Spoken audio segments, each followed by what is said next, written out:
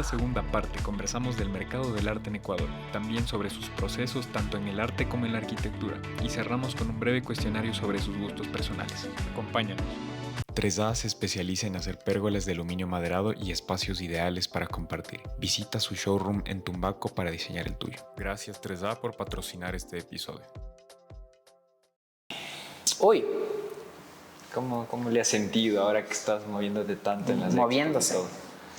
Es complejo el tema de la venta, yo qué sé.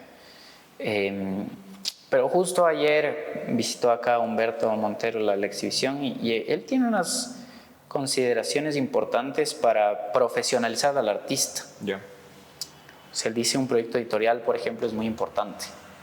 Porque en el proyecto editorial tienes un libro de alguien que habló sobre tu obra y eso le agrega más valor. Además, genera cierta teoría o crítica sobre tu obra y la gente se puede interesar ya por eso, por lo que hay detrás.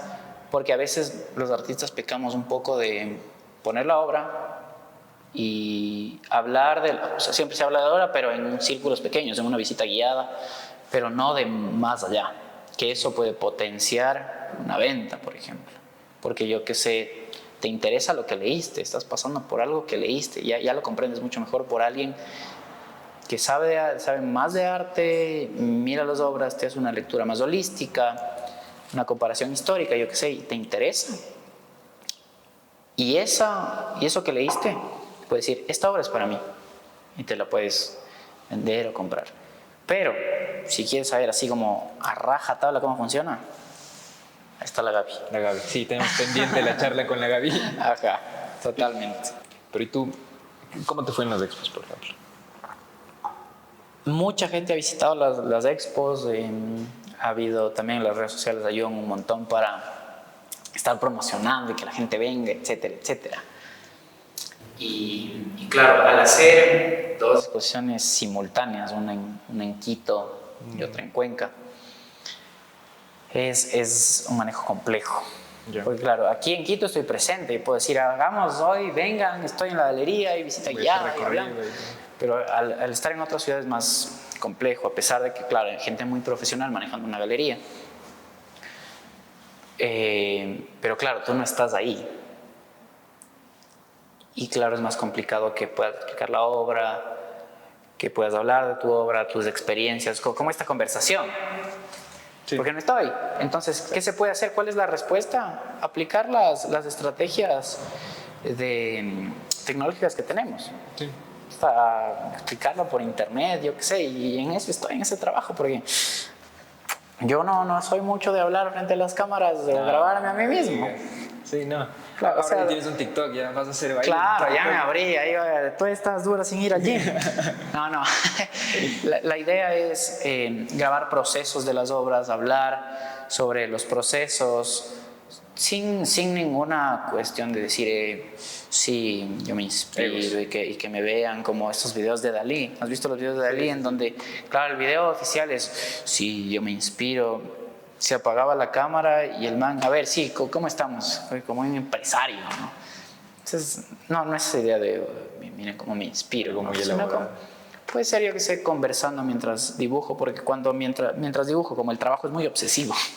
Sí, es de mucho tiempo y mucha técnica. Tiempo. Ahí donde ven estos de estar líneas, dibujando. En mi cabeza estoy pensando en lo que me pasó, en lo que comí hoy. Si estoy escuchando un documental, claro, lo reflexiono a veces. El 70% de lo que pienso mientras dibujo no es una cuestión trascendental.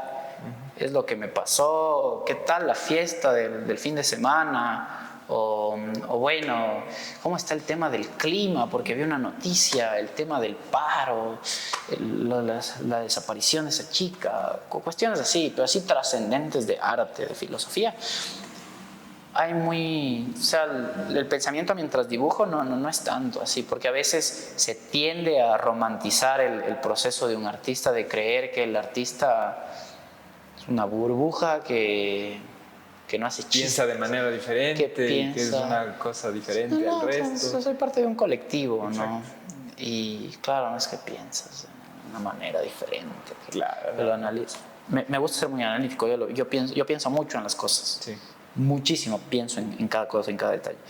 Y atiendo mucho a lo que pasa en mi alrededor, pero sí, a veces pienso cuando estoy solo, claro, me pongo a pensar de manera filosófica de lo que leí, etc. Pero a veces no, estoy existiendo. Como todo el colectivo, tranquilamente. Esa cuestión de romantizar, por ejemplo, el tema de la inspiración. Y no me gustaba esa pregunta cuando era más jovencito. ¿Cuál Sí, sigo guagua, pero más jovencito, digamos. Me decían, ¿y qué significa tu aventura? ¿O en qué te inspiras? Y yo me enojaba con esa pregunta. Y claro, esa idea de la inspiración, y claro... ¿Le trataste de buscar alguna justificación alguna vez? Claro, muchas veces. ¿Qué decías? Era bien divertido porque en una exposición en el 2014, yo tenía 14 años. Siempre, para mi edad, tú solo ves, estamos en el 2022, tengo 22 o 23, porque como nací en el 99, si hubiera nacido en el 2000, claro, decía, este man tiene 22 ahorita y punto. Bueno, entonces, en el 2014 tenía 14 años y en una exposición me dicen, ¿y qué significa esto? Yo decía, yo qué sé, esto es la alegría de vivir.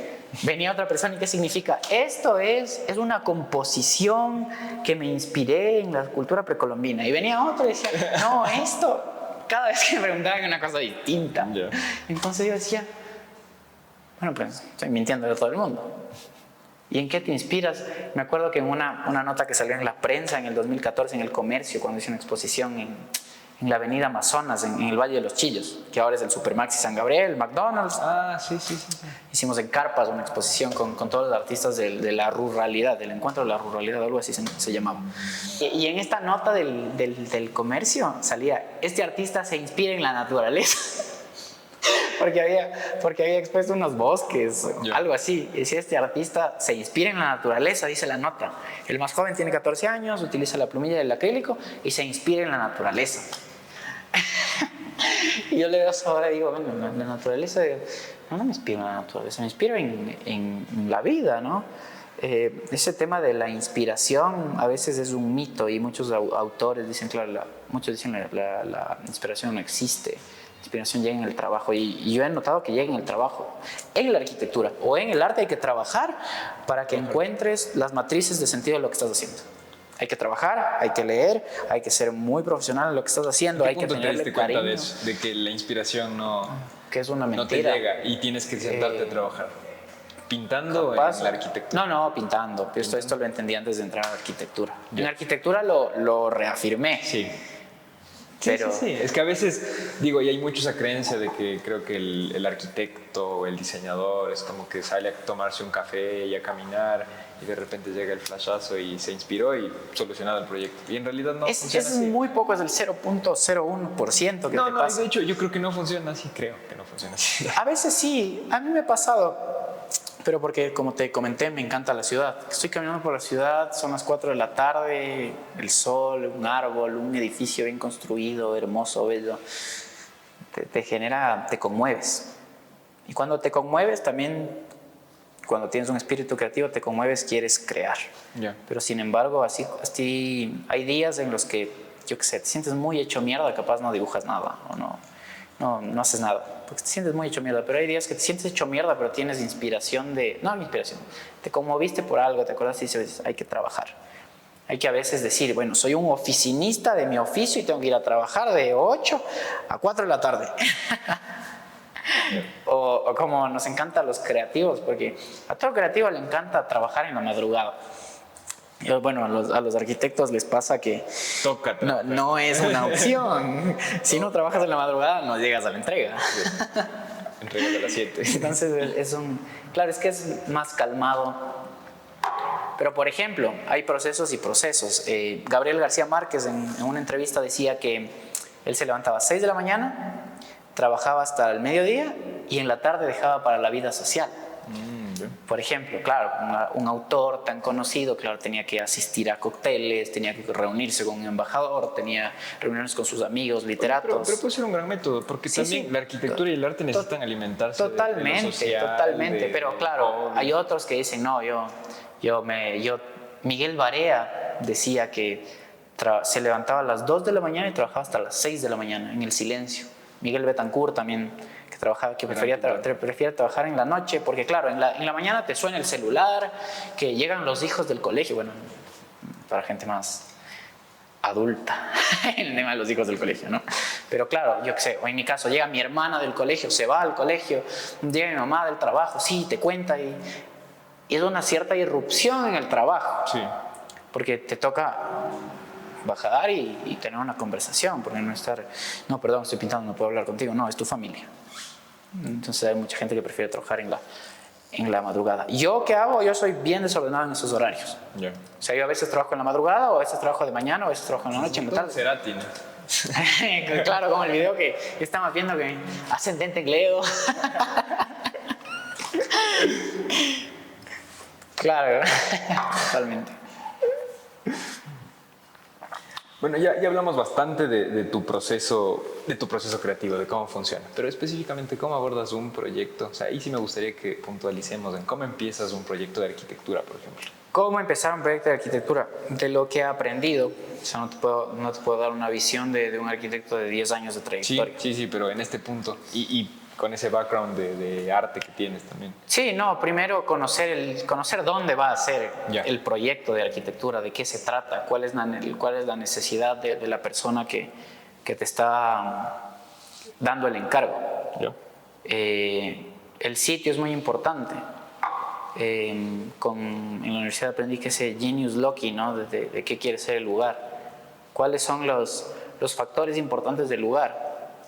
Y claro, si vamos a hacer una traducción, es el sol, el viento, en dónde está ubicado, cuál es el contexto, qué edificios tiene al lado. Sí. Hay edificios, es campo, es ciudad, ¿qué es? ¿Qué es el sitio y qué necesita ese sitio? Sentarse un poco y ahí sí es un trabajo de sensibilidad que mucho nos explica. O sea, la sensibilidad no se aprende. Vale la pena aprender lo que no se puede enseñar. Claro, ¿cómo aprendes a ser sensible en una academia? Sí. No aprendes. Entonces es un trabajo de sensibilidad y acercarse al Entonces, sitio. ¿cómo crees que una persona puede hacerse sensible? ¿O crees que eso ya es una cuestión más bien de...? Yo creo que nacemos sensibles Nacen cuando somos sensibles. niños. Nos cagamos cuando entramos al colegio, a la universidad, a la escuela. Llegan los profesores, claro, con estigmas, y ahí te cagas. Ya. Y te vas a cagar. Juan Pablo Feynman, un filósofo que tenía un programa de televisión en Argentina. Y claro, los argentinos subieron a YouTube y yo me comí estos canales de televisión por internet, se llama Canal Encuentro, que son argentinos. Y Juan Pablo Feynman, claro. al introducir el programa de filosofía, citaba a Jean-Paul Sartre, que decía: somos lo que hacemos con lo que hicieron de nosotros.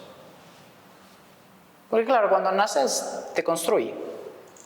Y cuando eres consciente de que te construyeron, ¿qué haces con lo que hicieron de ti?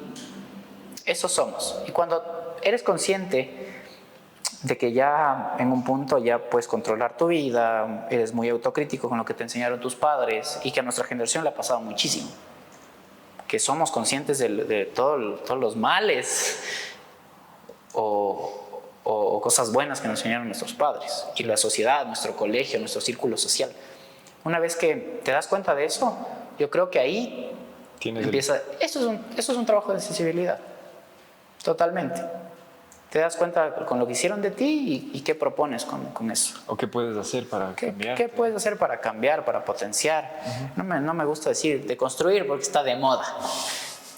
Estoy deconstruido. Está de moda. Hablando de hipsters. Eso en todo caso en el ámbito de arquitectura. O sea, entonces, No, pero espérate, sí. no terminé de contestar. Sí, claro, el tema del sigue, sitio, cuál es la necesidad pragmática. Y cómo esa necesidad pragmática lo elevamos un poquito más.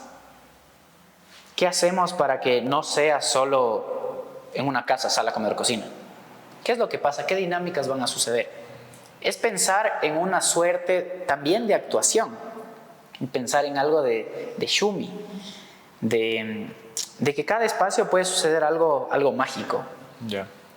Y por ejemplo, yo vi una película, es malísima, conoces a Joe Black, Sí, claro. que es de Brad Pitt. Sí, es una película romántica. Es una película romántica que, claro, lindísima. que la muerte se enamora, ¿no? Sí, que la muerte encarna en un cuerpo, en el cuerpo de Brad Pitt.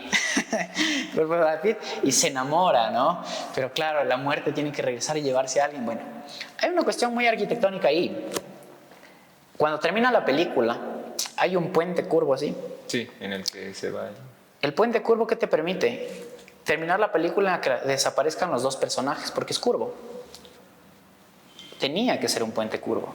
No podía ser un puente recto. Tenía que ser curvo para que ese momento mágico pase en la película.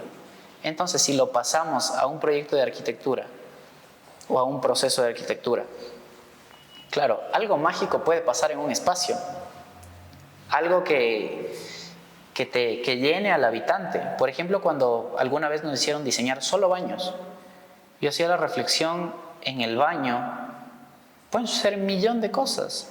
¿Y cómo haces un baño en el que sucedan cosas, en el que pienses que, a pesar de que la resolución, digamos, alguien que ve desde afuera diga, no, es un baño, pero no, tiene algo, tiene un espíritu?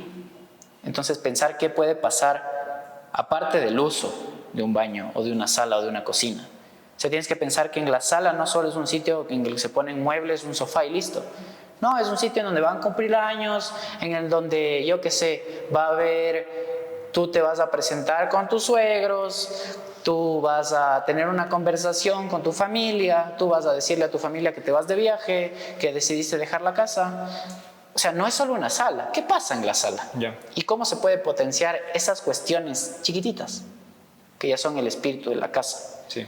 No te digo que no, que el arquitecto controle el espíritu, no, para nada. O sea, que el que proyecta tenga cierta conciencia de que esas cosas pueden pasar. No solo es un espacio que se usa. Ya, está clarísimo y ahí veo bien clara también la escuela de la que vienes. ¿Qué opinas tú de esta otra escuela que también está bien arraigada acá en el Ecuador, donde la arquitectura se le ve casi como una gestión? Hablo de esta escuela muy Universidad Católica de José María Sáenz y toda esta línea con los Alborde. Con lo que hay. Y que se separa el arte de la arquitectura y la emoción de la arquitectura para pasarle a ver como casi que una gestión. ¿Qué opinas de eso? Estamos en Latinoamérica, estamos cagados. Ya. Y bueno, no Latinoamérica, estamos en una época en la que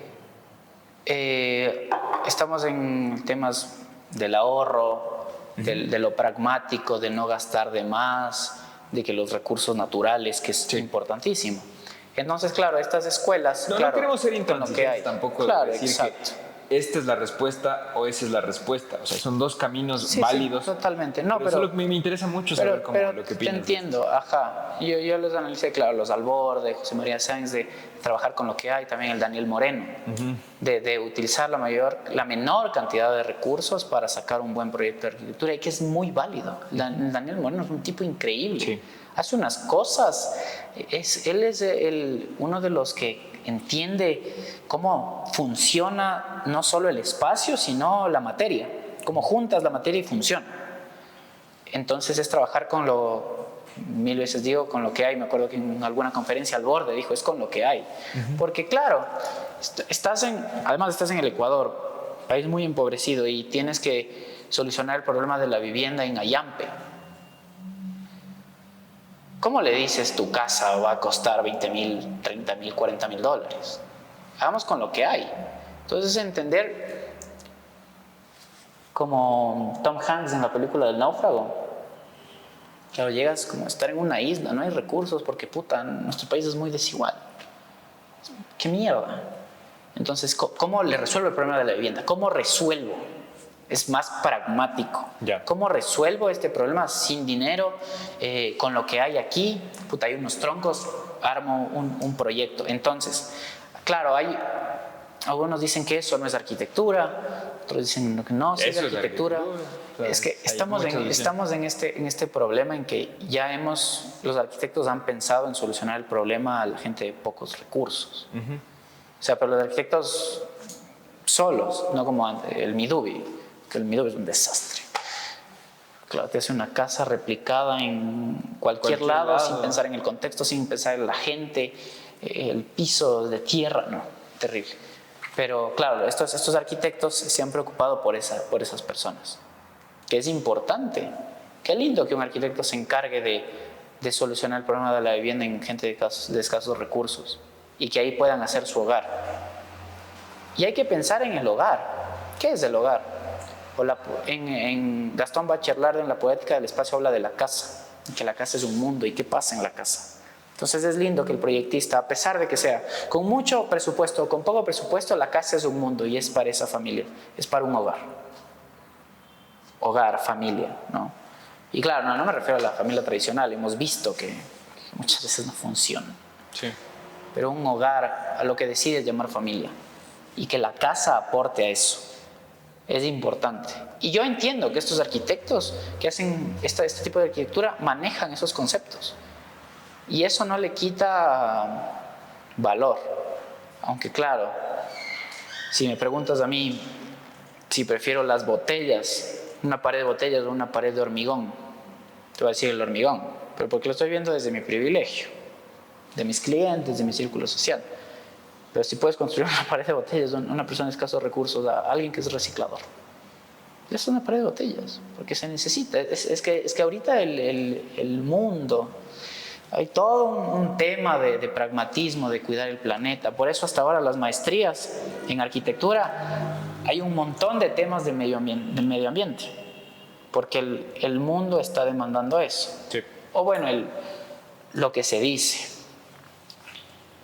Entonces es complejo, hay muchos que no les llaman arquitectura, que no merecen ganar premios, porque son más social, y claro, es un tema, porque ellos son muy sociales, es una arquitectura social, que se piensa, aunque toda la arquitectura social, vivimos en sociedad, Sí. pero para ponerle un nombre, un título, le decimos arquitectura social, que piensas en los más desfavorecidos y no solo que los premios de la Bienal sean arquitecturas en Cumbayá. Pero hemos visto, lo que está ganando también son los temas en una casa en Cañar, de una familia de escasos recursos. Entonces, no sé si los premios... Están mal enfocados. No mal enfocados, sino si ganas un premio eres de arquitectura o no. Es un tema también de la sociedad. Ahora estamos muy desdibujados en los límites y aceptamos muchas cosas. Entonces, en una corriente de pensamiento un poco más antigua a la nuestra, te dicen, no, eso no es arquitectura, porque no hay valores compositivos de la materia, de los materiales nobles, llamémoslo así. Por ejemplo, en los escultores más antiguos te hablan de materiales nobles, el metal, la piedra. Claro, un contemporáneo te dice, yo utilizo un tubo que encontré.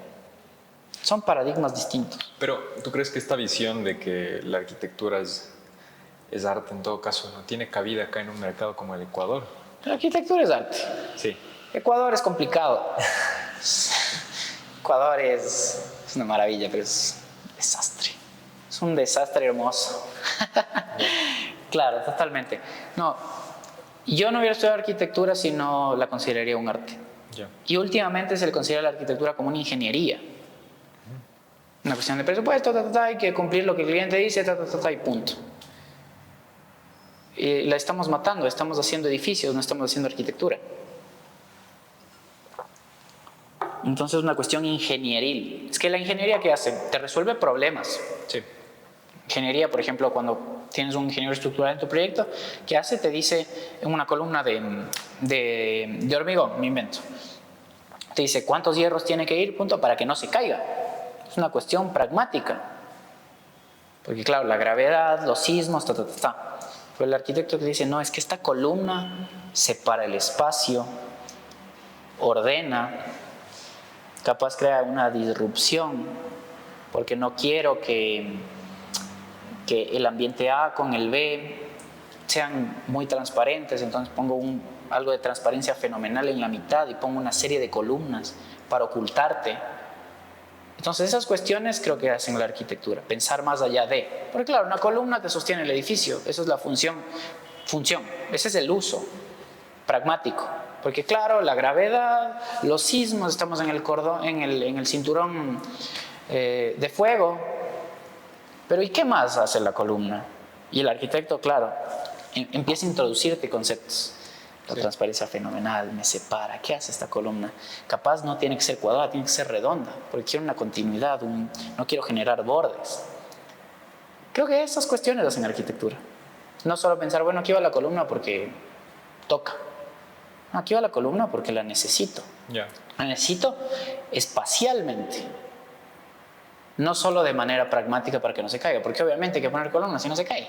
En el arte, ¿cómo funciona tu proceso? ¿Totalmente diferente? Sí, como te dije, dibujo desde manchar. Vi una publicación, verás. Me encanta, es curioso que, por ejemplo, yo iba en el bus a la universidad. Iba pensando alguna cosa y después leía un libro, veía una entrevista y el entrevistado o entrevistada me reafirmaba ese pensamiento. Yo decía, qué lindo que es pensar, porque todos sabemos pensar. Sí. Y yo lo pensé y no lo leí y este man lo reafirma. Y luego investigo que 10 millones de personas más lo pensaron. Entonces, qué lindo que es pensar, somos universales. Sí. Entonces, cuando me acerco al proceso artístico, yo había dicho, claro, empiezo un poco desde el sinsentido, aunque tengo un bagaje. Lo había dicho, digamos, lo dije hoy. Y mañana vi un video de Luis Felipe Noé, del Yuyo Noé, un artista argentino, que decía, yo empiezo desde el sinsentido y voy encontrando el sentido a la obra mientras trabajo. Y dije, wow, no soy innovador, la gente ya lo pensó antes. Claro. ¿Pensaste en algún punto que lo tuyo era como único o algo así? No, es una variación. Proceso, ¿no? Obviamente es único porque sale de... Claro, es una variación, claro, totalmente. Es una variación. Cada uno le imprime su espíritu. Sí. Y los espíritus son distintos. Pero en la creación todos tenemos un mismo lenguaje y a la final encontramos patrones que se crearon hace millones de años o hace 100 o hace 50. Porque somos seres humanos y eso es lo lindo. Somos seres humanos que vivimos en la Tierra. Todos vimos el sol, todos vimos las estrellas, todos entendemos la Tierra. Nuestros idiomas son distintos, pero hablamos, podemos hablar, podemos respirar. Sí. Una ciudad está más contaminada que otra, pero podemos respirar. Aún. Entonces hablas de que tu proceso es como así, ¿no? Es una lucha. Sí, es ir encontrando el sentido. Y claro, yo nunca referencio, o sea, hago por referencia. Sí. Pero si lo estudias, ahí está. La obra de atrás, la línea memoriosa, tiene cierto patrón de los jeroglíficos egipcios. Ya. Claro, los egipcios pintaban el perfil. Y hay una sucesión allá que no fue consciente de estar de frente, de perfil, de frente, de perfil, de frente, de perfil. O si se quiere también de culturas precolombinas de acá. De la máscara y pensar en estas máscaras o en las vasijas de estas caras de Valdivia, Chorrera, Jamacoaque. Pero nunca te digo, yo hice por eso. Pero soy de acá y leo y tengo una cultura visual. Y si no leas, absorbes eso. Absorbes. Y claro, y está aquí. O sea, no te puedo decir esto es nuevo, innovador, bonito y que wow, soy diferente y único. No. Todo esto es el resultado de la acumulación de los años de vida que tengo. De los pocos. Los pocos años de vida que tengo y creando. Y entendiendo e ir entendiendo lo que hago. Genial. Me respondes bien ese proceso. Para ir cerrando, loco, ¿tienes un aprendizaje que te hubiera gustado saber cuando empezaste en el arte, por ejemplo?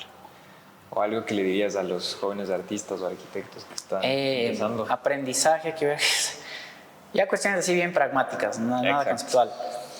No enmarques todo lo que produces. Ya. Cuando tenía 13 años, mi papá en la emoción de que el hijo está pintando, y marcábamos todo lo que podía. Hasta el dibujo de mierda, el más feo le enmarcábamos. Es que claro, como empecé tan joven y no tuve una guía ya de cómo se mueve, de que hay curadores, de que hay un tema de museografía. Y con decirte que yo no sabía, cuando hice mis primeras tarjetas, no sabía qué poner. Juan Cristóbal Sánchez. La primera vez puse pintor de cuadros.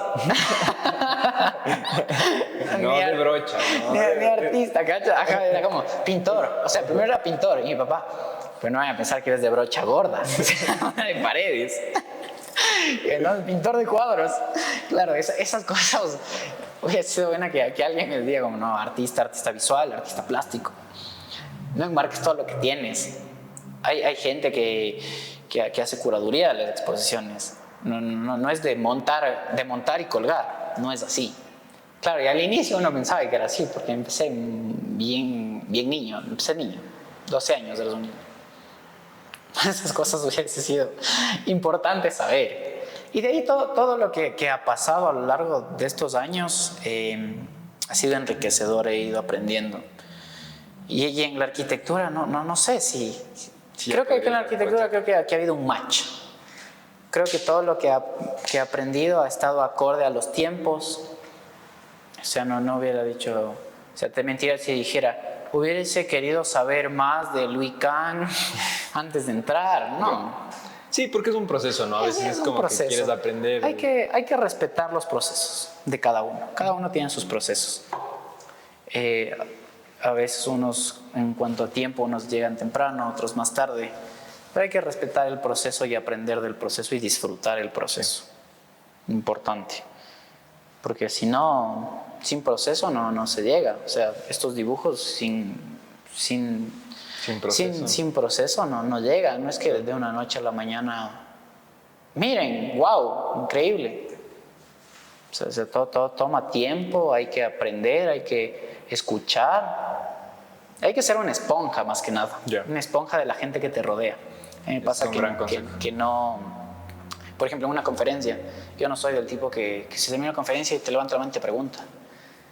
Soy como una esponja, lo pienso 2 días y ahí, esto era de pregunta. Pero claro, soy medio una esponja, yo escucho muchísimo. Yo también. Y lo tengo, y lo analizo, y lo relaciono. Y cuando ya lo tengo claro, lo comparto. Lindos. O sea, y es algo que yo les he dicho a todos con este proyecto que estamos como que lanzando, es lo que quiero. O sea, no es como que mi intención es ser el influencer, no, solamente quiero sentarme con gente a aprender. O sea, claro, me siento muy cómodo en esta posición es lo que hablábamos el otro día, de que cuando uno quiere conocer a los autores de su círculo y de su localidad, acá es muy difícil porque no hay muchas entrevistas, o hay entrevistas de que se corte el audio, no se escucha bien, el eco no es tan profesional. Entonces uno quiere aprender de la gente que está cerca. Sí, y espero que con esto también puedan aprender de ti, de todas las personas. Ya tenemos 18 conversaciones increíbles. Lindo. Gente increíble. Lindo, ya 18. No, y se van a seguir sumando y vas a ir descubriendo gente increíble. Y se espera que esto cree una red, y esto también comunidad. Se puede exportar, nos pueden escuchar. Porque cada ciudad, cada lugar, cada espacio tiene sus personajes, tiene sus historias, sus leyendas. No sé si ahora somos una leyenda, pero digamos que somos las historias de una ciudad, de una cultura. Sí. Sueños, Juan Cristóbal, ¿qué sigue para ti o qué? ¿Cuáles son tus sueños? ¿Cómo te ves de aquí en un par de años? ¿Quién sabe? No, mentira. No te presentes. En par de años, 25 años. La idea es llevar mis obras a otros públicos, a otros países, tener una obra también más... Que en su cuerpo conceptual, su resolución tenga más potencia de la que tiene ahora. O sea, evolucionar la obra. Y la evolución, claro, toma tiempo y tiene sus procesos. Sí. Ir evolucionando, y ya te digo, estar por fuera, hacer también arquitectura. O sea, encontrar un proyecto en el que... ¿No quieres descuidar esa parte? No quisiera descuidar esa parte. Siempre estar involucrado en los temas que me interesan. Si yo siempre digo, no me acerco a lo que no me interesa. Si no me interesa, no me acerco. Estar cercano a lo que me interesa y que me generen nuevos intereses, tampoco ser preso de las ideas que tengo ahora. Claro. Siempre ser una esponja. Exacto, sí, y cambiar de idea está bien también, o sea, no está mal. O sea, sí, retractarse o... Sí. Eso es algo que le critico a las generaciones pasadas, que no, o sea, me he quedado con esta idea y punto, y hasta la muerte, pero... No, o sea, algo que creo que nos caracteriza a estas generaciones de ahora es... Sí, es que claro, ahora tenemos... cambiar de opinión. Tenemos tantos modos de hacer escuchar nuestra voz que claro, ya no está todo por sentado. Y ahora hay muchas dudas. Alguna vez escuché a un filósofo, por ejemplo, que en el tema social, ¿por qué me agrada el feminismo?, decía él. Yo. Porque es el único movimiento social que nos ha hecho pensar de manera filosófica en nuestra época. No ha habido otro en nuestra época, obviamente, en el mundo contemporáneo. Entonces hay que replantearse cosas. A veces uno da por sentado y conoces a un círculo de personas o a una persona, o conoces una obra de arte, o conoces una obra de arquitectura que dices, wow, lo que pensaba de esto está equivocado, y podemos replantear. Pero siempre firmes a las convicciones y la ética de cada persona, ¿no? Sí. Totalmente. Porque si nos olvidamos de que somos seres humanos, estamos cagados, jodidos. Genial, Juan Cristóbal. Para terminar, bueno, esto es cosas que yo ya había sabido, pero te quiero hacer un cuestionario para... Cuestionario de preguntas. Tus gustos.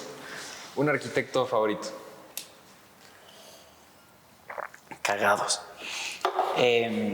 Puedo decir Le Corbusier porque fue la primera obra que vi y la obra que me inspiró a estudiar arquitectura. Entonces digamos que Le Corbusier. Sí. ¿Una obra arquitectónica favorita? Uy, la Capilla de Ronchamp. Ahí está ligado, está machado. Esa te muestra al Le Corbusier que... Al más plástico. Exacto, sí, o sea... Al plástico. Porque todo el mundo cree que Le Corbusier es funcionalidad y exacto. Y no. O sea, tuvo sus etapas. Eso es lo lindo de la vida de él. Sí. Tuvo sus etapas. Sí. Y fue Le Corbusier. Pero hablando con el Peque, él me decía que, bueno, hablando con el Peque de Le Corbusier, me decía que no, que Le Corbusier jamás fue solo funcionalidad. Exactamente. Fue mucho de la plástica, del arte y todo eso. ¿Un objeto favorito? Un reloj. Porque pero el reloj de estos, con manecillas, porque es geométrico. Lindo. Por ejemplo, hoy saben decir como que cuando son las 10 y 22, o sea, 22, como que es el número de oro. Pero eso es en números. Pero el número de oro en un reloj, si lo quieres tener alineado todo en vertical, son las 6:30. Claro. Entonces es un tiempo más geométrico, es una cuestión geométrica. A mí me encanta el reloj porque es geométrico. En cambio, Cortázar no le gustaba porque decía que éramos esclavos del tiempo, no usaba reloj. Entonces, a mí me encanta por la geometría del reloj. Es lindo cuando te marcan las 3:15, ¿no? O bueno, las 12:15, ¿no? Entonces es una cuestión de partir el círculo en geometría. Por eso me gusta el reloj. Lindo, y entenderle así como a primera vista, ¿no? Ya casi por una forma Claro, inteligente. es geométrico, o sea, sí. ni siquiera tienes que ver dónde está. Ves la geometría y dices ya, 6:30, punto. Uy, no. 12:30. Tengo que punto. desechar mi Apple Watch. Por favor. Es un distractor, es una pantalla más. ¿Un diseñador favorito? Un diseñador favorito. Sabes que recién en el MAC de Guayaquil estuvo el Peter Mosfeld. Claro. Ajá, totalmente. vi las obras. Él tiene unos dibujos de máscaras. Entonces, digamos que él, diseñador. Peter Mosfeld. Increíble. ¿Un pintor favorito? Uy, pintor favorito. ¿Nacional o internacional? A mí me cautivó muchísimo cuando era niño. Bueno, no niño, adolescente. La pintura de Osvaldo Viteri. Muchísimo. Aunque claro, por ser ecuatoriano, Osvaldo Guayasamín, increíble pintor. Omitamos todo lo demás, increíble pintor. Y claro, Osvaldo Viteri, increíble. Luego me acerqué a Picasso, lindísimo. Y o artistas favoritos, digamos, el Miguel Barea, increíble, el Kickman, Eduardo Kickman aquí. Y sí, es que son un montón. Ahí sí, como el favorito, joder, claro. Me acerqué a la pintura de Miguel Betancourt a los 14, me quedé cautivado, el azul. Siempre el azul. A Miguel también pensamos traerle. Sí, totalmente. Y va a exponer muy pronto. Sería interesante que te acerques con la exposición. Sí. Sí, es que He aprendido muchísimo gracias a documentales o entrevistas, por ejemplo, lo que hablamos que es importante tener también un círculo nacional, o sea, en el Ecuador de eso. Entonces he aprendido de entrevistas que le han hecho a Miquel Barceló, por ejemplo, o bueno, al mismo Picasso, o artistas más de materia como Kiefer, o Sagazán, que hace performance. Qué lindísimo. Tienen que ver esos videos de Sagazán. A algunos les da miedo. Es bellísimo. ¿Qué música escuchas? ¿Has visto el meme que hice de todo un poco? Todo. Y ahora... Dos moods entonces. Trabajando y el mood. No. Cuando tú le preguntas ahora a cualquiera, te dice... De todo. De todo escucho. Pero te puedo decir que, por ejemplo, cuando escuché jazz me interesó el jazz. Y me compré un libro de jazz. Se llama Gente del Jazz. Yeah. Y en este libro hablan de Art Farmer, por ejemplo, y él decía que le encantaba cuando tocaba el saxofón, que sentía que la música fluía y él solo era un traductor. Entonces me interesa el jazz, me interesa el bossa nova, Joao Gilberto, Chico Buarque, la música latinoamericana especialmente, no todo lo que pasó en Argentina.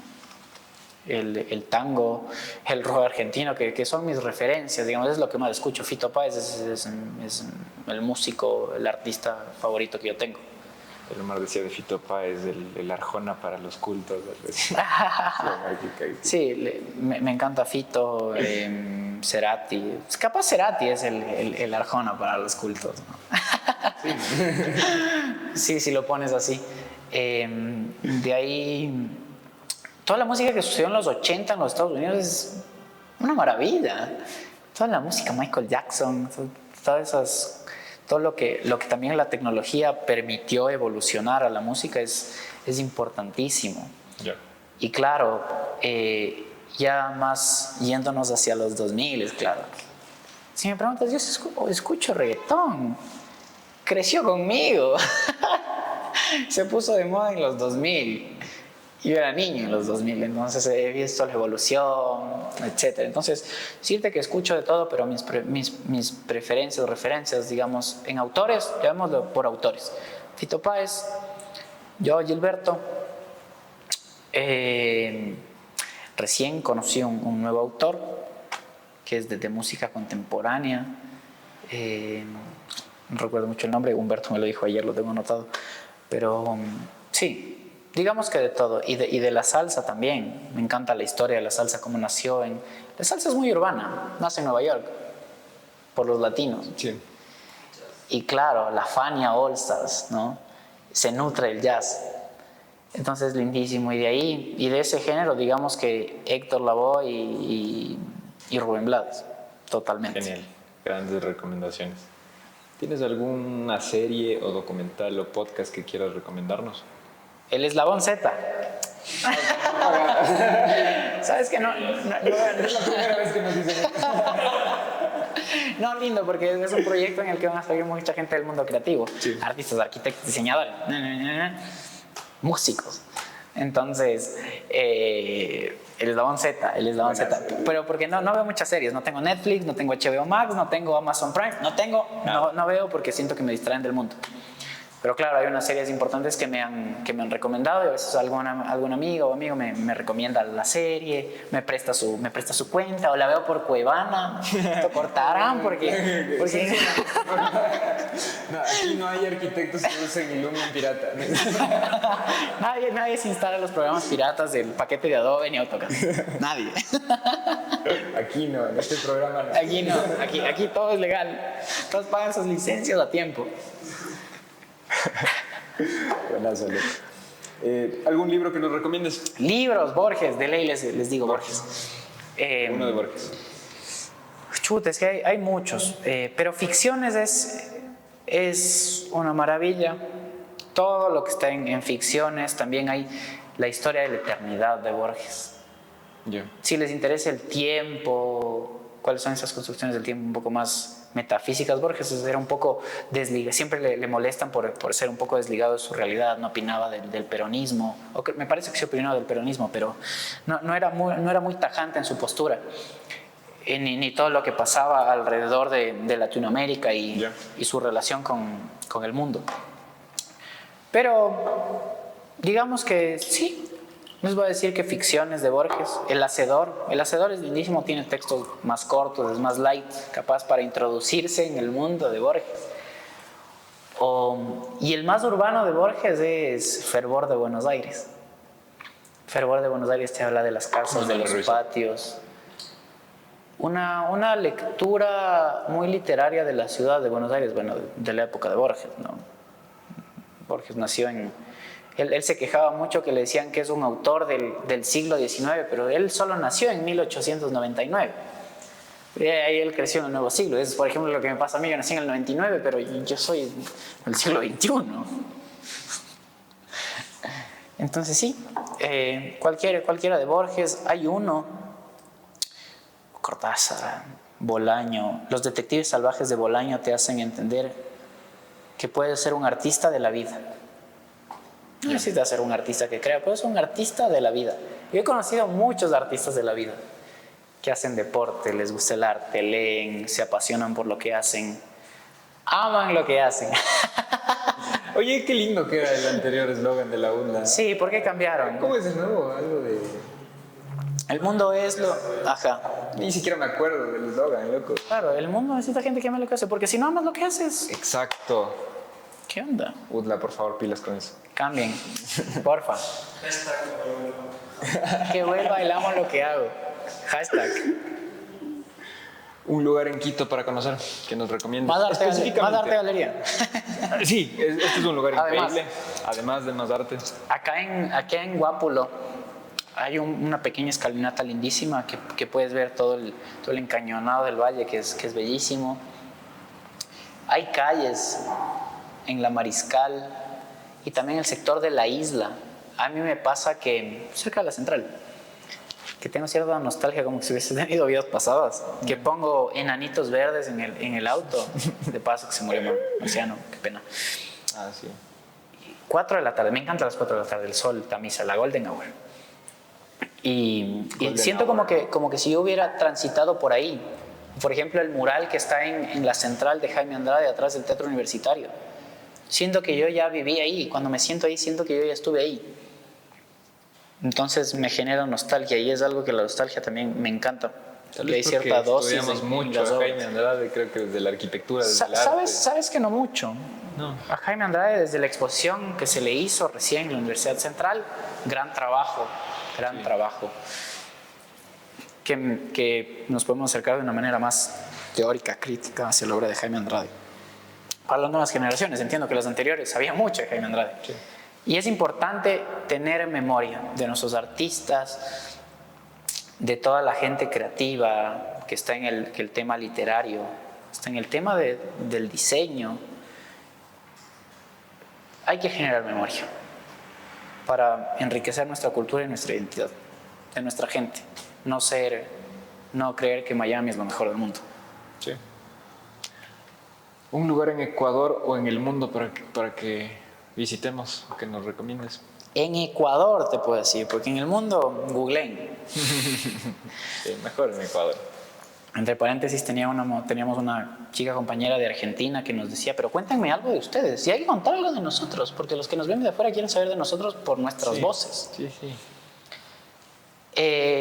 La serranía ecuatoriana es una belleza, el Quilotao, ¿no? Por ejemplo, es la inmensidad de ver un volcán, ¿no? O también me pasa con la inmensidad del mar. El mar hay en todo el mundo. Y yo pensaba alguna vez de lo sublime, porque había leído un libro de Byung-Chul Han. Y hablaba de lo sublime y yo no sé si está en el libro, ya lo tengo muy desdibujado, pero ¿qué pasaba antes cuando un marinero quería surcar el mar? Quería vencer el horizonte. Qué lindo querer vencer el horizonte. Tú sabes que es imposible. Pero está el horizonte y surcar el mar es un acto sublime de ir de algo. Entonces, capaz solo pararte en el mar, en una playa en Cojimíes, en Ecuador, playa tranquila, para ser sublime, ¿no? Si quieres la joda, Tonsupo y Casablanca. También tenemos de esas recomendaciones. Buenos lugares. No, Sublimes y del pecado. Yo sé que farreaste hasta en Cuenca, en todo lado farrea. Un pasatiempo. Un pasatiempo actual. Sí. Llenar el álbum del mundial. Ah, lindazo. Actual. De ahí creo que escuchar música, o sea, por álbum o por artista, o hacer una comparación. ¿Qué cantaba? Perdón, que voy a nombrar mucho Fito Páez. ¿Qué cantó Fito Páez en Giros y qué cantó en Naturaleza Sangre? Que tiene muchos años de evolución de un artista. O qué cantó en el nuevo disco. Entonces también me gusta ese pasatiempo de estar escuchándolos a los músicos y haciendo una crítica mental, porque yo no soy crítico musical, siempre quise tocar el piano, pero no sé tocar el piano. Entonces en música no me atrevo a opinar, porque no quiero opinar desde la ignorancia para el colectivo, opino para mí. Entonces digamos que es un pasatiempo, escuchar música y creerme el crítico. Gracias, Juan Cristóbal. En serio, disfruté muchísimo de la conversación, loco. Chévere. Gracias. Gracias al Alejo y a todo el equipo de Eslabón Z. Patrocinen este espacio. Por favor. Oye, pilas. Dejemos de eso, en serio, dejemos de eso. Pilas, queremos identidad. Patrocinio. Para mantenerte al tanto de las personas que hacen esta industria creativa, síguenos en nuestras redes. Este espacio es solo el inicio de la conversación. Déjanos tus comentarios, nos interesa mucho saber tu opinión y generar conversación.